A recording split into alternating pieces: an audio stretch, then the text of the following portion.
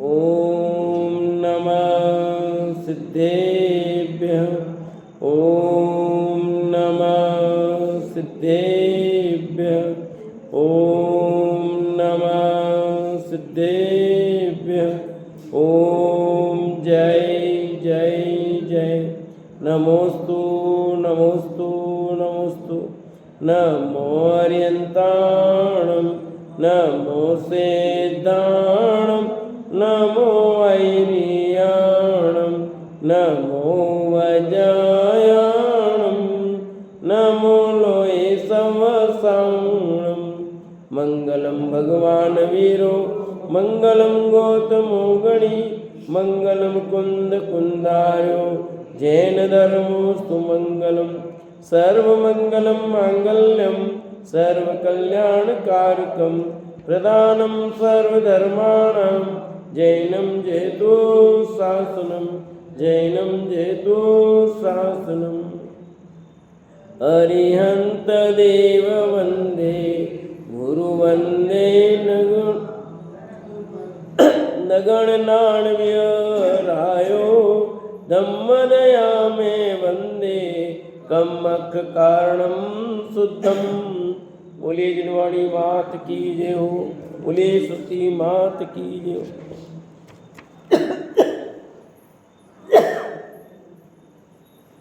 सुदृष्टि तरंगिणी नाम का ग्रंथ पंडित टेकचंद जी कृत चर्चा अपनी चल रही है समस्रण की।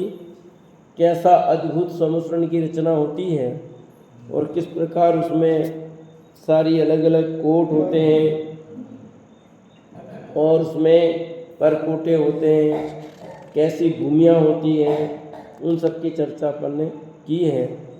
पेज नंबर 500 बोलो इस पेज पे 35 पेज पर, ठीक है 535 पेज। नाट्यशाला का सामान्य स्वरूप आ जाओ नीचे, नीचे से दूसरा पैराग्राफ। नाट्यशाला का सामान्य स्वरूप। अब वहाँ नाटक भी होते हैं क्या? क्या से नाटक होते वो देखना इसमें। प्रथम गली के दोनों पार्श्वों में 3 खंड की 2 नाट्यशालाएं हैं। प्रत्येक नाट्यशाला में 32 अखाड़े हैं। अखाड़े मतलब लड़ाइयाँ होती होगी ना। प्रत्येक अखाड़े में 32 भवनवासिनी देवियाँ नृत्य कर रही है। ये इसके अखाड़े हैं। अखाड़े यहाँ किसके माने जाते हैं? लड़ाई के। जो कुश्ती करते हैं ना पहलवान, वहाँ अखाड़े कहते हैं। यहाँ अखाड़े वो नहीं है, यहाँ नृत्यशालाएं हैं। नाम नाट्यशाला है और होता क्या वहाँ पर? नृत्य ज्ञान कि भवनवासी देवियाँ 32 भवनवासिनी देवियाँ नृत्य करती हैं एक में। तो 32 है ना, तो 32 में वापस अलग अलग सब में एक में 32 है और 32 अखाड़े हैं, तो 32 × 32 कर दो आपको। प्रत्येक नृत्यशाला में 2 पार्श्वों में 2 धूप घटे। वापस ये नृत्यशाला जो है रत्नमयी, ये नृत्यशालाएं विविध शोभाओं से सहित हैं। ये जो नृत्यशाला है वो बहुत सुंदर है।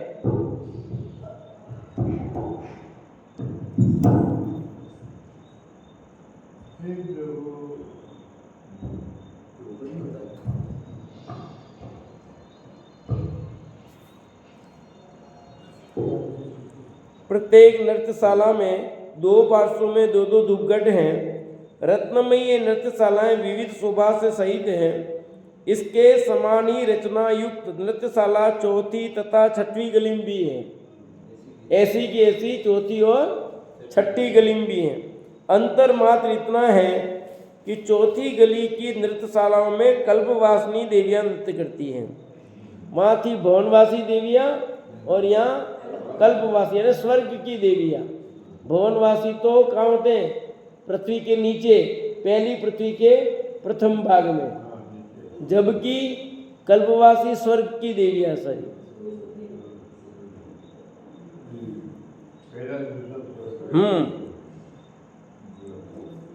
अंतर मात्र इतना है कि चौथी गली की नृत्यशालाओं में कल्पवासिनी देवियां नृत्य करती है तथा 5वीं खंड वाली 6वीं गली की नाट्यशाला में ज्योतिष जाति की देवांगनाएं नृत्य करती हैं। इस प्रकार इन नाट्यशालाओं में अपने अपने नियोग के अनुसार भक्ति भाव से परिपूर्ण देवियां नृत्य करके अपना भाव सफल करती हैं। ये देख लो, भक्ति का भाव, नृत्यशालाएं मतलब भगवान की भक्ति करती हैं यहाँ। ये नहीं जो लोक में जैसे नृत्य समझे जा रहे हैं वो नृत्य नहीं करती हैं। भवनवासी देवियां हो चाहे कल्पवासी देवी हो चाहे वो ज्योतिषी देवियां हो, ये सारी देवियां नृत्य करती है भगवान की भक्ति रूप, विविध प्रकार का रूप, और बहुत सुंदर होता है। हाँ, अनादि से ऐसा ही सिस्टम है, हमेशा होता है यहाँ, ये कभी कभी होता है ऐसा नहीं। सबे हैं, अपन करके आ गए वहां नृत्य, देविया बनी ना, जब देविया बने थे तब ये काम किया है। हाँ। रत्न स्तूप का स्वरूप, सातवीं गली की प्रत्येक दिशा में रत्न राशि के समान उतंग शिखर वाले 9 रत्न स्तूप हैं। वापस सातवीं गली की प्रत्येक दिशा, मैंने चारों दिशाओं में रत्न राशि के समान उतंग शिखर वाले, ऊंचे शिखर वाले 9 रत्न स्तूप है। कितने? 9 क्यों कह रहे हैं कि चारों दिशा है ना, तो 9 चौका 36 हो जाते हैं, इसलिए उन स्तूप माने थम जैसा। हाँ, स्तूप माने जैसे थंबे होता ना अपने, उसको कहते हैं। उनके बीच में 100 तोरण है वापस। हाँ, क्या कह रही थी, बोलो। स्टेज नहीं, स्तूप माने स्टेज नहीं, थम। उन स्तूपों के अग्रभाग पर 8 मंगल द्रव्य, कितने? 8 मंगल द्रव्य, और प्रातिहार्यों सहित, प्रातिहारी कितने होते हैं? 8, तो 8 मंगल द्रव्य और 8 प्रातिहार्य अरंत प्रतिमाएं विराजमान है स्तूप पर। हाँ, तो ये बड़े कितने वापिस, ये देखो ना, उनमें छत्र, चंवर, सिंहादी और भी अनेक अतिशय पाए जाते हैं। इस प्रकार स्तूपों का संक्षिप्त वर्णन किया। इस प्रकार इन पृथ्वियों की रचना है। ये जो 8 पृथ्वियां हैं, उन पृथ्वियों की रचना का चर्चा यहाँ पर की। ये 8 पृथ्वियां नरक वाली नहीं, ये समोत्रण में जो 8 पृथ्वियां हैं, 8 जो भाग है उसकी चर्चा है, ये ध्यान रखना।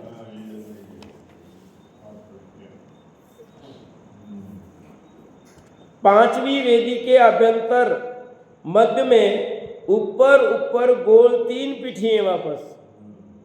कौन सी वेदी? 5वीं वेदी। वेडूर रत्नमयी हरे रंग का प्रथम पीठी 8 धनुष ऊंचा है वापस। जो वेडूर है रत्नमयी, वेडूर रत्नमयी हरे रंग का, ये प्रथम पीठी 8 धनुष ऊंची है। मतलब सब विशाल, ये छोटा मोटा नहीं है मामला। दूसरा स्वर्णमयी पीठी 4 धनुष ऊंचा है। तीसरा अनेक रत्नमयी पीठी 4 धनुष ऊंचा है। प्रथम पीठी की 16 सीढ़ियां हैं, शेष दोनों की 8 सीढ़ियां हैं। सीढ़ियां समझते हो, सब समझ रहे हो? हाँ, 16 है पहले में, बाकी सब में 8 है, क्योंकि छोटी उससे। उन पीठों में से प्रथम पीठी की चौड़ाई ऋषभ देव के समय 2 कोस थी।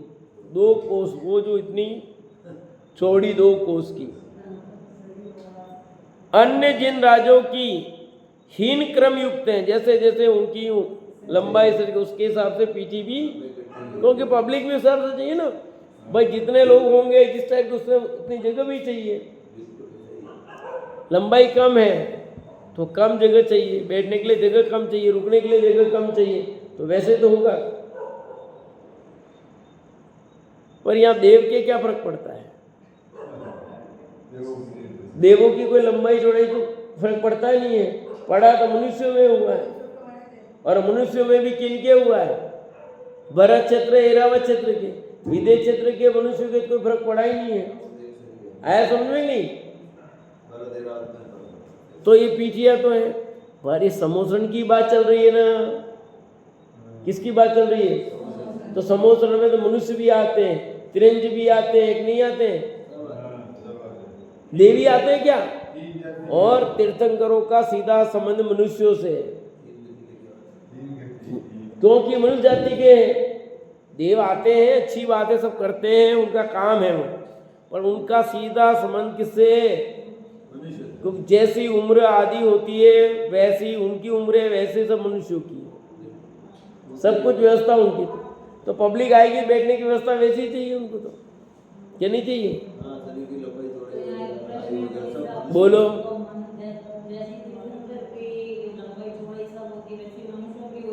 हाँ हाँ, तिरंजों की भी कम होती है ना, मनुष्य और तिरंजों के हिसाब से ही चलता है। आयु भी कम होती है, उनका शरीर कम होता है, सब होता है, मनुष्य और तिरंज दोनों का। उनकी भी आयु लंबी होती थी, अभी उनकी आयु कम है। दोनों का आया ना कहीं, शायद अपन इसमें पढ़ा था, कहीं पढ़ा था पहले, याद हो तो, मनुष्य और तिरंज दोनों की बात है।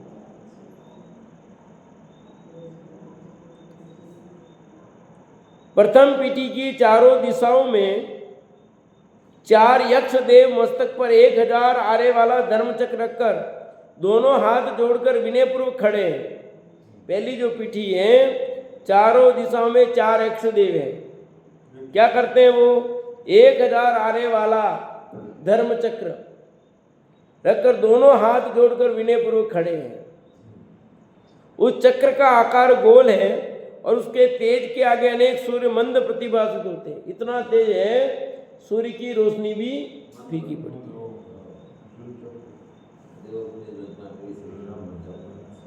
अब तो आप सोचो,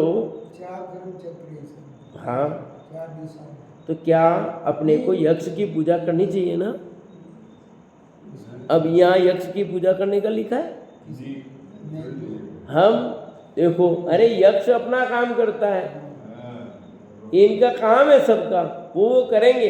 पूजने के लिए तो वीतरागी भगवान है, ये किसकी सेवा में लगे हुए सब? वीतरागी प्रभु के। हमें भी उन्हीं के मार्ग पर चलना है।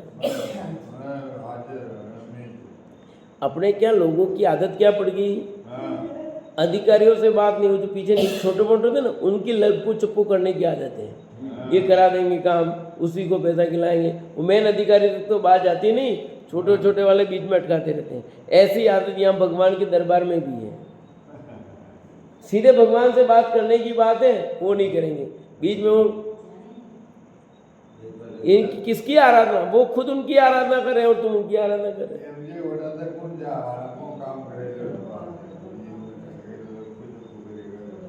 उस चक्र का आकार गोल है, उसके तेज के आगे अनेक सूर्य मंद प्रतिभासित होते हैं। प्रथम पीठी पर 8 मंगल द्रव्य हैं। कितने? 8 मंगल द्रव्य हैं।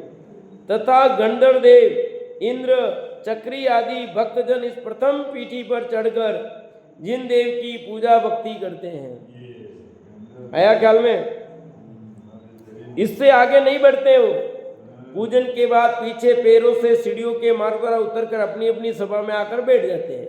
ये सिस्टम है ख्याल में? नहीं, वापिस पढ़ता हूं, इसको ध्यान से सुनना सब, कि गंधर्व देव, इंद्र, चक्री आदि भक्तजन इस प्रथम पीठी पर चढ़कर जिन देव की पूजा भक्ति करते हैं, इससे आगे नहीं बढ़ते वो, बस यहीं तक।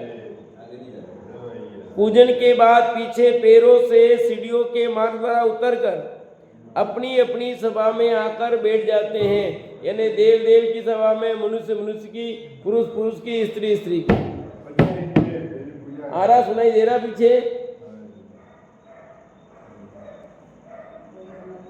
दूसरी पीठी में चक्र, हस्ती, सिंह, माला, वृषभ, आकाश, गुरुड़ और कमल के आकार वाली 8 ध्वजाएं। पहले 10 ध्वजाएं थी, अभी ध्वजा तो वही है, समझ लो ऐसी नाम वाली, पर यहाँ 8 आई है।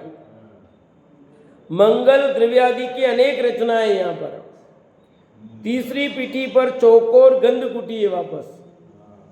वह गंधकुटी वृषभ देव के समय 600 धनुष चौड़ी, लंबी और ऊंची थी। कितनी?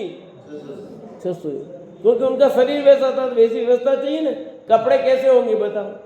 जिसका शरीर जैसा होता है उसके नाप लेना पड़ता कि नहीं पड़ता है? सबके एक नाप के कपड़े थोड़ी चलते हैं। शेष तीर्थंकरों की हीन क्रम वाली है। वह अनेक मोती माला, कल्प वृक्षों के फूलों की माला, रत्नमाला, अनेक जाति की ध्वजा, सुगंधित द्रव्यादि सहित शोभायमान होने के कारण गंधकुटी कहलाती है। उसका नाम गंधकुटी क्यों है? ये गंधकुटी का कारण है गंधकुटी कि सुगंध आती है, इसलिए सुगंधित द्रव्य आदि सहित शोभायमान होने के कारण गंधकुटी कहलाती है। सभी लिखा ऊपर, इतने प्रकार के रत्न जड़ित घंटा है, सारे वृक्ष हैं, फूल फूल, सुगंध आती से, सब देवोपुनीत व्यवस्था है।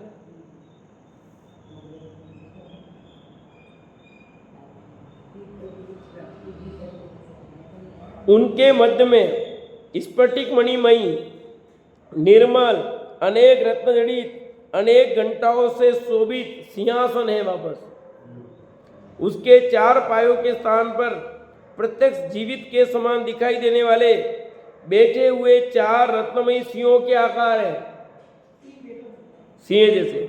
वे ऐसे प्रतीत होते मानो श्रावक व्रतधारी सौम्य भावना सहित साक्षात सिंह ही भगवान की भक्ति करने के लिए, धर्म स्मरण करने के लिए आए हैं, ऐसे लगते हैं वो सिंह। इसलिए उसका नाम सिंहासन है। सिंहासन नाम क्यों पड़ा? चारों जो पाए हैं ना, देखो उनका आकार भी सिंह जैसा बनाया जाता है, देखा हो तो आपने, ठीक है। इस और सिंह का आसन, इसलिए उसका नाम सिंहासन है। गा बोलते हैं सिंहासन, ठीक है, कोई सिंहासन कहते हैं, पर सिंहासन ऊपर अनुस्वार है तो उसका हका करके बोल देते हैं।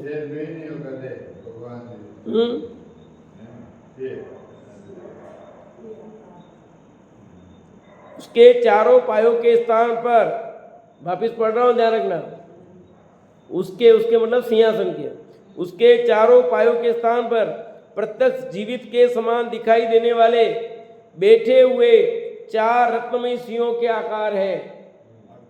वे ऐसे प्रतीत होते हैं मानो श्रावक व्रतधारी सौम्य भावना सहित साक्षात सिंह भगवान की भक्ति करने के लिए, धर्म स्मरण करने के लिए आए हैं।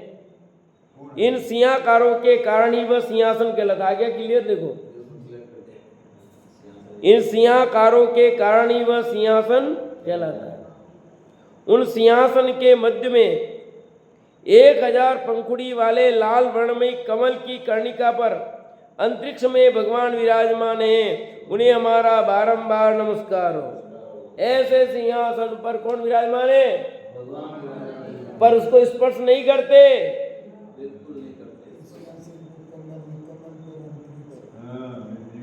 वे तो अंतरिक्ष में इन्हें अदर हैं, मूर्ति तो अदर रह नहीं सकती ना, इसलिए सिंहासन लगाना ही पड़ता है। आपने देखा पक्षाल पाठ, उसमें भी सिंहासन स्थापित करने की बात आती है, आती नहीं आती?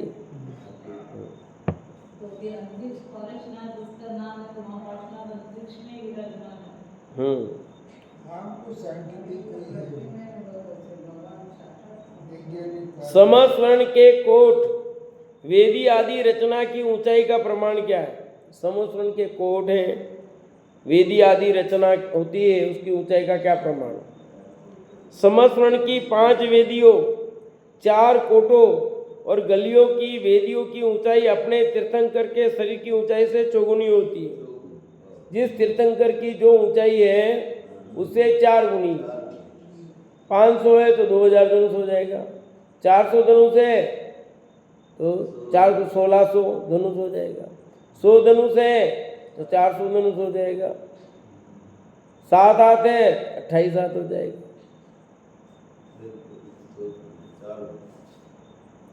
क्रीड़ा मंदिर, जिन मंदिर, कोट, वेदी संबंधी द्वारों के रत्न स्तूप, मान स्तंभ, ध्वजादंड, क्रीड़ा पर्वत, नृत्यशालाएं, चैत्य वृक्ष, कल्प वृक्ष, सिद्धार्थ वृक्ष, अशोक वृक्ष, 12 सभा तथा श्रीमंडप, ये स्थान अपने अपने तीर्थंकरों के शरीर की ऊंचाई से 12 गुने ऊंचे होते हैं। कितने? यानी एक धनुष है तो 12 धनुष होंगे वो। आ रहा समझ में? ऊपर लिखा था चौगुनी, और ये सब क्रीड़ा मंदिर, जिन मंदिर, कोट, वेदी, रत्न स्तूप, मानस्तंभ, ध्वजदंड, क्रीड़ा पर्वत, रत्नशाला, चैत्र वृक्ष, कल्प वृक्ष, सिद्धार्थ वृक्ष, अशोक वृक्ष, 12 सभा, श्रीमंडप, ये स्थान अपने अपने तीर्थंकरों के शरीर की ऊंचाई से 12 गुने ऊंचे ऊंचे, जितनी उनकी लंबाई है उससे 12। कितने गुना? हाँ, किसका 12 करें? हम कह रहे हैं 12 और आपको 12 करें किसी की, वो नहीं है। 12 गुने ऊंचे होते हैं। वृषभ देव के समस्रण का प्रमाण 12 योजन था। कितना योजन? शेष का यथा योग्य कम होता जाता है, आधा आधा योजन कम होता जाएगा। जैसे अवसर्पणी संबंधी जिनों के समस्रण का प्रमाण घटता जाता है, उसी प्रकार उत्सर्पणी काल संबंधी जिनों के समस्रण का प्रमाण बढ़ता जाएगा। इधर 1 योजन श्रेणी का, फिर बढ़ता जाएगा, फिर बढ़ता जाएगा, फिर बढ़ता जाएगा, लास्ट आ जाएगा 12 योजन 24वें तीर्थंकर का। ठीक है?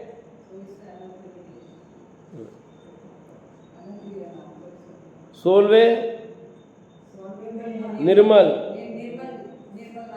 ठीक है, और 23वें समुद्रभद्र का नाम।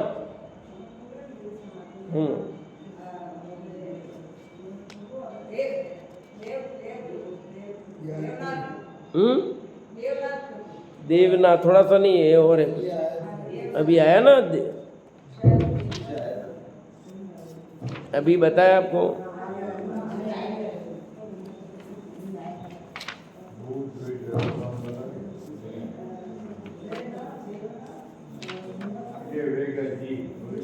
ये देखिए आगामी 24 के 23वें देवपाल, मैंने कहा देवपाल नाम है, देवपाल, देवपाल, देव तो है पर और कुछ था, मेरे को ध्यान था इसलिए मैंने देवपाल। ठीक है, और आगे बढ़े। इस प्रकार समस्वरण का वर्णन त्रैलोक्य प्रज्ञप्ति, धर्म संग्रह, समस्वरण स्तोत्र आदि पुराण इत्यादि ग्रंथों के अनुसार किया है। ये जो हमने लिखा है ये इतने ग्रंथों से लेकर के लिखा सार, किसी ग्रंथ में कोई बात थी, किसी ग्रंथ को, सब इन ग्रंथों का सार ले करके ये समस्वरण का वर्णन किया। यदि किन्हीं आचार्यों द्वारा इस रचना का कुछ सामान्य विशेष कथन हुआ है तो वह केवल ज्ञानगम्य है। इस प्रकार समस्वरण की सामान्य रचना का वर्णन किया। ये सामान्य रचना का वर्णन हुआ। एक किताब भी स्मारक एक शास्त्री छात्र ने की है, उसमें पूरा वर्णन, किताब का नाम ही रखा है समस्वरण, और पूरा डिटेल दिया, हर तरह का सब पूरा विस्तार उसमें दिया है। ठीक है, किसके पास हो भी सकती है, किसने पढ़ी हो तो। नहीं पढ़ी, देखी भी नहीं है तो नाम ही यही किताब का है और उसमें पूरा वर्णन है। मेरे पास होगा, मैंने पूरी पढ़ी उसको अच्छी तरह से, आप भी उसको देख सकते हो। यही वर्णन है सब, ये जो आया ना उसमें भी अनेक ग्रंथों से लेकर के सारा वर्णन किया है। इस समस्वरण में अष्ट प्रातिहार्य से मंडित श्री जिनेन्द्र विराजमान होते हैं। इस समस्वरण में कौन विराजमान होते हैं? श्री जिनेन्द्र भगवान विराजमान होते हैं। वे अष्ट प्रात्यार्य इस प्रकार है। वे अष्ट प्रात्यार्य कितने हैं? वे कौन कौन से हैं? उस गंधकुटी के मध्य में मूल सहित चारों ओर विशाल विस्तार में अनेक प्रकार के रत्नमयी शाखाओं रत्नमयी फलों फूलों पत्तों से सहित अशोक वृक्ष होता है। उसे देखने से अनेक जाति के शोक नष्ट हो जाने के कारण वह अशोक वृक्ष कहलाता है। अशोक नहीं है शोक, ये यानी सारा टेंशन खत्म कर देता है। भगवान को देखने से होता है, यहाँ के उस पेड़ को देखने से हो जाता है। पेड़ में भी इतनी ताकत है कि हाँ ये किसका पेड़ है, किसके निमित्त है, ये देखो भैया। तो ऐसा ये पहला प्रात्यार्य हुआ। पहला प्रात्यार्य क्या है? अपने बनाया कि नहीं बनाया है? देखो भगवान के पीछे बनाया कि नहीं, और ऊपर भी बनाया संवत्सरण में भी अशोक वृक्ष। इसलिए लिखा है कि रत्नमयी शाखाएं, रत्नमयी फलों फूलों पत्तों से सहित अशोक वृक्ष होता है। दूसरा, संपूर्ण संवत्सरण में भगवान के दर्शन हेतु ज्योतिषी देवों के विमानों की प्रभा के समान देवों द्वारा आकाश से बरसाए गए अद्भुत महिमाकारी विविध वर्णमयी मां सुगंध संपन्न कल्प वृक्षों के पुष्पों की वृष्टि होना पुष्प वृष्टि प्रात्यार्य है। पुष्पों की वृष्टि होती है, किसके ऊपर होती है? पुष्प वृष्टि किस पे होती है? भगवान के ऊपर। हाँ जी बोलो, पुष्प वृष्टि किसके ऊपर होती है? संवत्सरण में तो होती है, तो भगवान के ऊपर ही होगी ना? नहीं होती? भगवान के ऊपर होती है? नहीं होती भगवान के ऊपर। ऐसा लिखा पुष्प वृष्टि होती है, ऐसा नहीं लिखा है यहाँ के भगवान। हम लोग देखो वहां लिखा है पुष्प वृष्टि, वो भी करते थे, हम करें भगवान के ऊपर क्या दोष है? भगवान के ऊपर नहीं हो रही है। अष्ट प्रात्यार्य होते हैं, उसमें पुष्प वृष्टि होती है। आपने देखो बना रखा चित्र, और कैसे हो रहा है? ऐसे पुष्प वृष्टि हो रही है, पर भगवान के ऊपर नहीं होती। इसलिए देखो, संपूर्ण समझ में भगवान के दर्शन करते हेतु आए हुए ज्योतिषी देवों के विमानों की प्रभा के समान देवों द्वारा आकाश में बरसाए गए अद्भुत महिमाकारी विविध वर्णमयी मां सुगंध संपन्न कल्प वृक्षों के पुष्पों की वृष्टि होना पुष्प वृष्टि प्रात्यार्य है। ऐसे होती है सब जगह, मां भगवान के ऊपर नहीं। तीसरा, आकाश में देवों द्वारा बजाए गए 12.5 करोड़ जाति के अनेक सुंदर वादित्रों के शब्द दुंदभी वादित्र दुंदभी प्रात्यार्य है। बनाया आपने देखा, दुंदभी बना रखी है। क्यों बनाई है? वो इसीलिए ये प्रात्यार्य दुंदभी। तीसरा, कितने बाजे बजते हैं? कितने बाजे बजाए आपने? हाँ, 5-7 आदमी आ जाए, 8-10 आदमी आए बस को। यहाँ बाजे कितने बज रहे हैं? 12.5 करोड़ जाति के हाँ, साढ़े यानी अलग अलग है वाद्य एक एक, और आप तो 2 वाद्य में ही खूब हो जाते हैं। पैर नहीं लगे, आपने पैर देना पड़े कि नहीं? हटे आप ही बुलाई ले कुछ, पर पैर देना पड़े आपने को। वो तो निःशुल्क व्यवस्था है, इसलिए उनको कोई दिक्कत ही नहीं है।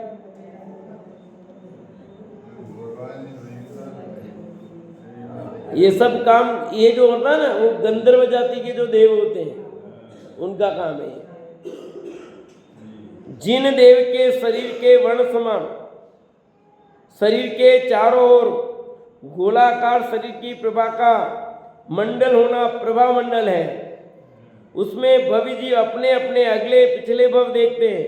यही प्रभा मंडल नामक प्रात्यार्य है। बनाया पीछे भामंडल, उसको कहते हैं प्रभा मंडल, सही नाम है। प्रभा बेंजी साहब, प्रभा मंडल सामान्य रूप से अपन भामंडल कहते हैं, और उसका नाम सही नाम क्या है? क्योंकि भगवान की प्रभा जो होती है ना, वो पूरी उसमें होती है। भामंडल भी कहते हैं, ऐसा नहीं, पर मूल सही देखा है उसको प्रभा मंडल है। क्यों उसका नाम है, सब बता दिया यहाँ पर पूरा, कि जिन देव के शरीर के वर्ण समान, जैसा उनका शरीर वैसा ही शरीर के चारों गोलाकार शरीर की प्रभा का मंडल होना प्रभा मंडल है।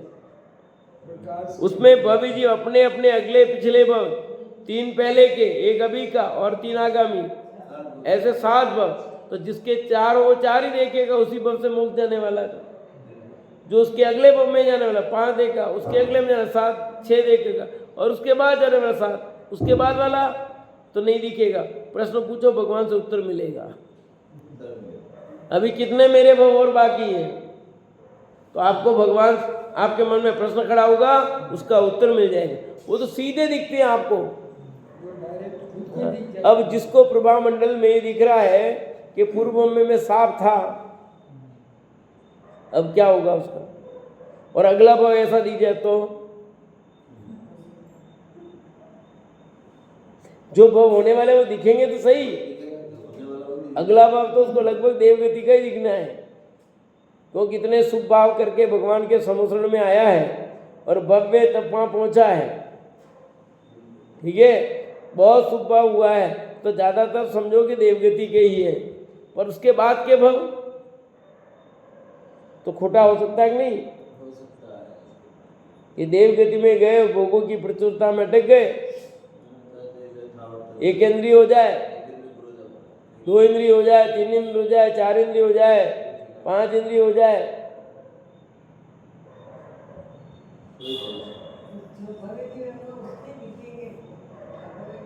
अब भव्य तो स्मोम में जाएगा ही नहीं, तो कहां से दिखेंगे बताना। वो अब भव्य तो बाहर ही रह गया, 12 सभा में जा ही नहीं सकता।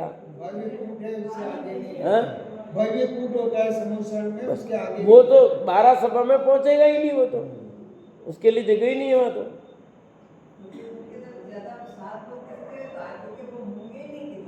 किसके, जो समोसन में बैठे उनके, ऐसा थोड़ी है कोई।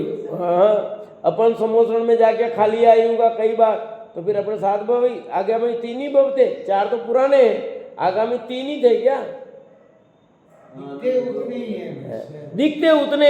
बाकी आप प्रश्न पूछो कि आगे है तो नहीं मेरे, तो जवाब मिल जाएगा आपको, सब बता देंगे कितने भव बाकी हैं आपके, 50 50 100 200 5 10, जितने जिसके होंगे उतने बता देंगे। आपके भी बता देंगे जितने वो, कितने काल बाकी है, काल पूछोगे तो काल बता देंगे, भव पूछोगे तो भव बता देंगे।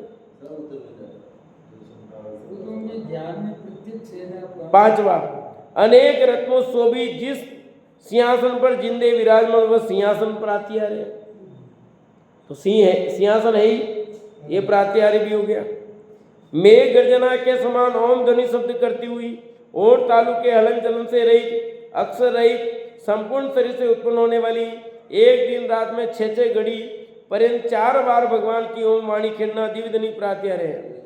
यहाँ पर 4 बार आया है, बाकी जगह 3 बार मिलता है, कई 4 बार, चौथी बार के बारे में है, इसमें 2-3 बार आया है,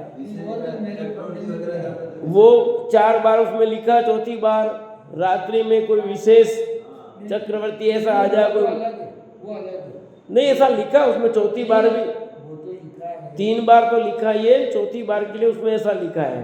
बाकी ये भी मिलता है 4 बार का, वो उनके 5वीं बार है यूं, जो है वो चक्रवर्ती वगैरह कोई विशेष महापुरुष समय में भी गिर जाती है। ओम ध्वनि, ओम के लिए अपन ने क्या किया, देखा ओम बनाया है ऊपर, या नहीं नीचे ओम बनाया है, इसलिए बनाया वो एक प्रात्यार्य के रूप में। दिव्य ध्वनि कैसे दिखाए, तो ओम बना करके एक प्रात्यार्य तैयार किया उसको। भगवान के मस्तक पर रत्नमयी 3 छत्रों का फिरना छत्र प्रात्यार्य, छत्र आपने देखे ही है। समस्त में भगवान देवों द्वारा ढोरे गए गंगा की धारा के समान उज्जवल रत्नमयी 64 चंवर प्रात्यार्य सहित विराजमान रहते हैं। तो आपने देखा तो चंवर ढोरते हुए, हाँ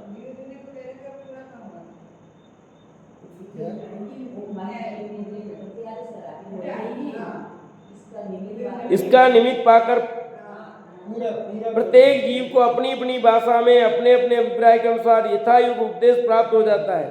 उस दिव्य ध्वनि से जीव के कर्णेंद्रीय द्वार के समीप विद्यमान पुद्गल स्कंद तदनुसार अक्षर रूप से परिणमित हो जाते हैं। यानी देखो क्या व्यवस्था है कि उसके पुद्गल परमाणु उस भाषा रूप जिसको वो जानता है उस रूप में परिणमित हो जाते हैं, जिससे सभी जीव अपनी अपनी योग्यता अनुसार पृथक पृथक उपदेश धारण कर लेते हैं। इस प्रकार के अतिशय सहित भगवान की ओम वाणी दिव्य ध्वनि प्राप्ति आ रहे हो। जितने जीव बैठे हैं सब अपनी अपनी भाषा में समझ लेते हैं। एक भी जीव ऐसा नहीं होता जिसकी समझ में कुछ नहीं आए। खाली हाथ कोई नहीं जाता समुद्रम से, सबको अपनी अपनी भाषा में। ये तो प्रवचन हिंदी में कर रहे हैं, हमें तो हिंदी आती ही नहीं, ऐसी समस्या वहाँ नहीं है। ये तो गुजराती में प्रवचन कर रहे हैं, अपने तो कुछ पल्ला पड़ता नहीं, वहाँ ये समस्या नहीं है। समोसरण में सब जीवों की भाषा होती है, त्रिंचों की भी, और त्रिंच भी कितने प्रकार के,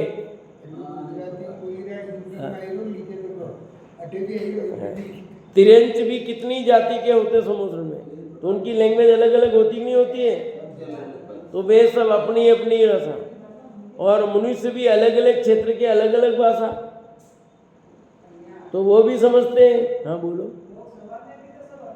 लोकसभा में अनेक स्थान हो गए, प्रजापिता यहाँ बाउंड आबू पे है ना, ब्रह्म कुमारी, वहाँ सब ऐसा लगा दो आपको तत्काल सुनाई देगा। लोकसभा में सब लोग स्पीकर लगा देते हैं, तत्काल अनुवाद होकर के अपनी भाषा में सुनते हैं सब।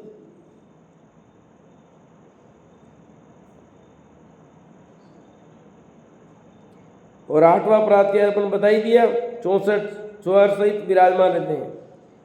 ये कुल 8 प्रात्याय हैं।